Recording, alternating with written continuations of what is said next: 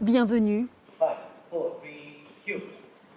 dans les studios de l'émission arabe la plus populaire du moment, Jocho, un programme satirique façon late show américain qui étrit les dirigeants arabes. Cette semaine, c'était l'anniversaire du président Al-Sisi. Joyeux anniversaire. Puisse votre mandat durer 100 ans. Façon de parler, hein, il serait capable de le faire. L'émission fait la part belle à l'Égypte et pour cause. Aux manettes du programme, 2 enfants du Caire. Youssef, le présentateur, et son acolyte Ahmed, le rédacteur en chef. Eux qui ont fait connaissance place Tahrir en 2011 ne se sont plus jamais quittés depuis. La révolution a révolutionné leur vie.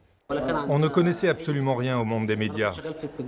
Moi, je faisais du commerce avec mon père et Ahmed était ingénieur en informatique. On faisait tout nous-mêmes au début, le tournage, le montage, la production, l'écriture, la réalisation, même le maquillage. Aujourd'hui, l'équipe est composée d'une trentaine de membres. L'audience de l'émission, elle, n'a cessé de croître, elle a même explosé.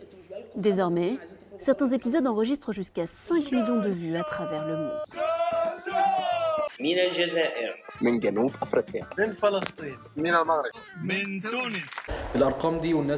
Ces audiences, tout ce monde qui nous regarde, ça a été une grande surprise. C'est complètement fou quand on sait qu'on a préparé les premières émissions dans notre chambre. Notre défi, c'est d'être un relais de la rue arabe, qu'elle soit levantine, du Golfe ou encore du Maghreb. On est tous arabes. Nos mots et nos préoccupations sont les mêmes. Quand on évoque par exemple la vie chère au Liban, on parle aussi de cette situation en Égypte. C'est la même problématique. Népotisme, corruption, vie chère, crise du logement. Le programme s'en prend aussi fréquemment aux médias arabes. Chaque semaine, Youssef et son équipe diffusent ce qu'ils considèrent comme étant le meilleur de la propagande médiatique, comme ici au Liban, alors que le peuple est descendu en masse pour demander un changement à la tête de l'État. Voilà ce que demande une journaliste aux manifestants. Qu'est-ce que vous voulez, un régime militaire, c'est ça? Oui, c'est ça que vous voulez? Un régime militaire? Malheureusement, les médias arabes ne sont que les porte-voix des régimes en place. Ce n'est pas le rôle du journaliste. Pour moi, les médias doivent être les porte-voix du peuple, qui relaient l'information de façon équilibrée, qui laissent la place à toutes les opinions, pas que celle du régime. Et c'est justement cette liberté de ton qui séduit par millions les téléspectateurs. À commencer par la Tunisie, berceau des printemps arabes, là, par où le vent de soulèvement est parti.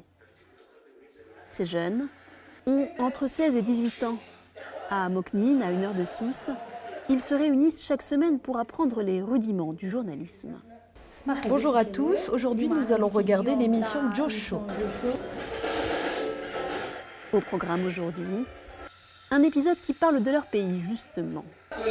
Nous sommes heureux pour les Tunisiens qui viennent de connaître des élections démocratiques. Félicitations au peuple tunisien. Quels sont les points qui vous ont le plus marqué? On sent que les autres Arabes n'ont pas d'élection démocratique comme nous. Ils nous envient et nous voient comme un modèle, nous les Tunisiens.